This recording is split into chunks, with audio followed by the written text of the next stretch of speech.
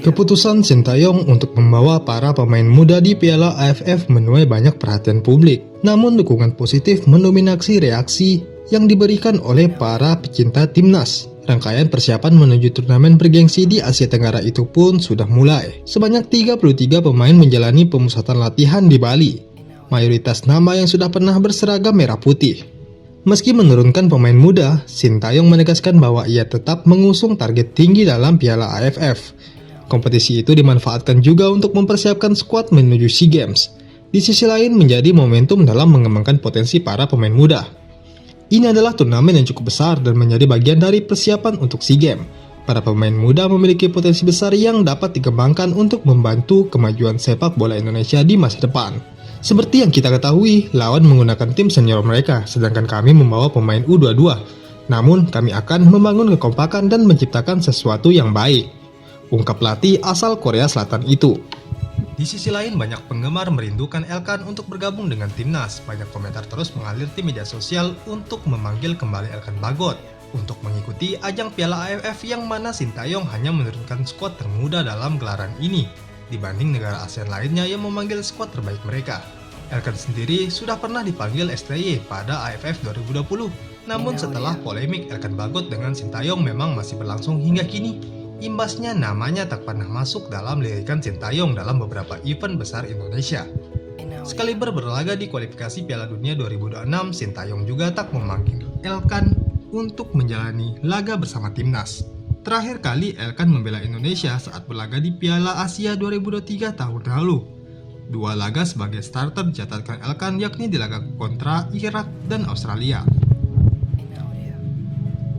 1 laganya dimainkan Elkan dari bangku cadangan. Percikan panas konflik Sintayong dan Elkan Bagot terjadi di ajang Piala Asia U23 2024 lalu.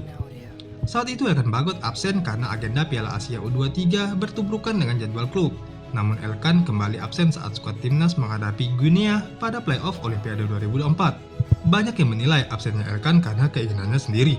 Padahal saat itu timnas U23 Indonesia tengah mengalami krisis back setelah absennya Rizky Ridho. Bola panas itu tersirat dari pernyataan Sintayong yang sempat melemparkan pertanyaan kepada wartawan untuk menanyakan soal Elkan kepada sang pelatih itu sendiri. Kepada sang pemain itu sendiri. Mengenai Elkan, mungkin dari media Indonesia bisa mengikuti jadwal klub atau kelakuan Elkan seperti apa bisa dicari tahu sendiri.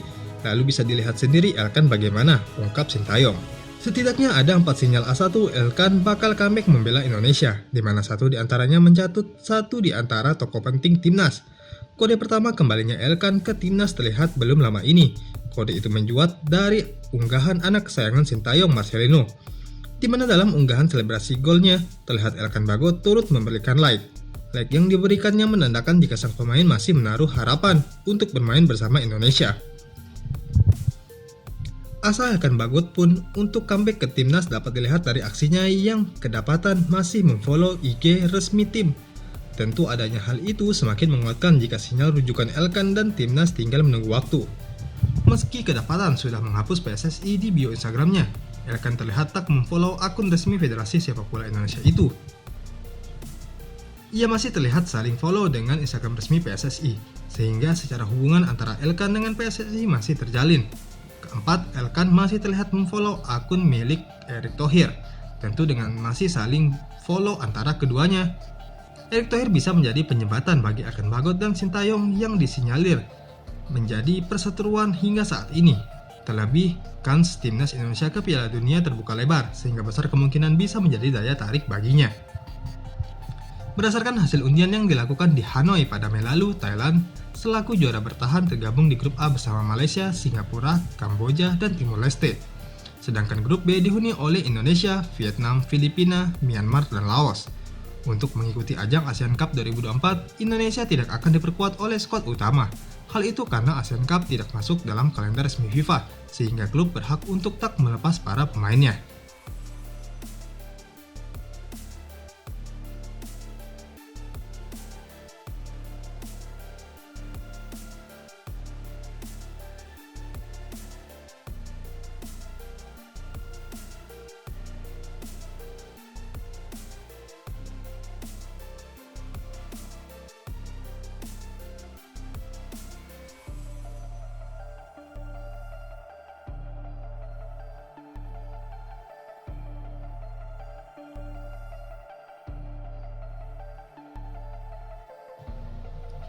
Belum lama ini pun, Timnas Indonesia telah mengumumkan daftar 33 pemain yang akan dipanggil Sintayong. Nantinya setelah training camp berakhir, skuad Timnas akan diperkecil kembali menjadi 23 pemain resmi yang bakal tampil di turnamen 2 tahunan tersebut. Melihat Timnas sebagian besar diperkuat para pemain muda, media Vietnam pun menganggap bahwa tim Garuda tak serius tampil di Piala AFF kali ini. Meski belum pernah menjuarai Piala AFF sebelumnya, Indonesia tampaknya tak terlalu serius menatap piala ini. Baru-baru ini, Sintayong mengumumkan daftar fokus permainan turnamen. Apalagi sebagian besar pemain Indonesia yang dipanggil berusia di bawah 22 tahun. Tak hanya itu, Dan Fit juga mengungkapkan tanda lain dari ketidakseriusan timnas. Alih-alih menggunakan stadion kebangsaan, Stadion Gelora Bung Karno, timnas justru merujuk pada Stadion Manahan Solo sebagai kandang mereka di Asian Cup kali ini. Seperti diketahui, Stadion Manahan Solo hanya memiliki kapasitas penonton 20.000 kursi atau sekitar seperempat dari GBK. Tanda lain Indonesia tak menganggap serius Piala AFF, tulisnya dalam suatu artikel. Untuk pertandingan babak penyisihan grup B tetap digelar di Stadion Manahan.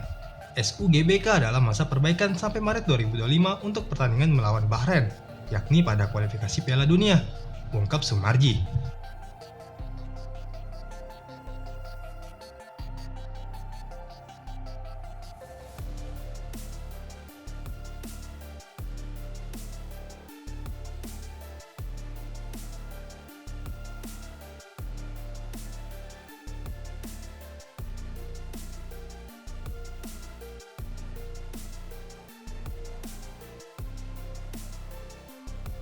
Sumarji juga mengatakan bahwa PSSI masih mencari stadion lain apabila timnas Indonesia berhasil lolos ke babak semifinal ataupun final ASEAN Cup 2024 ini.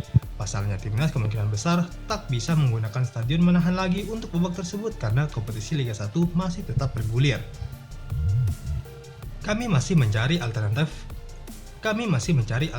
mulai dari Stadion Pakansari dan Stadion Gelora Bung Tomo, ungkapnya. Sebagai informasi, di ajang ASEAN Cup 2024 setiap tim peserta akan memainkan 2 laga kandang dan tandang. Indonesia akan bertindak sebagai tuan rumah saat menjamu Laos pada 12 Desember dan Filipina pada 21 Desember.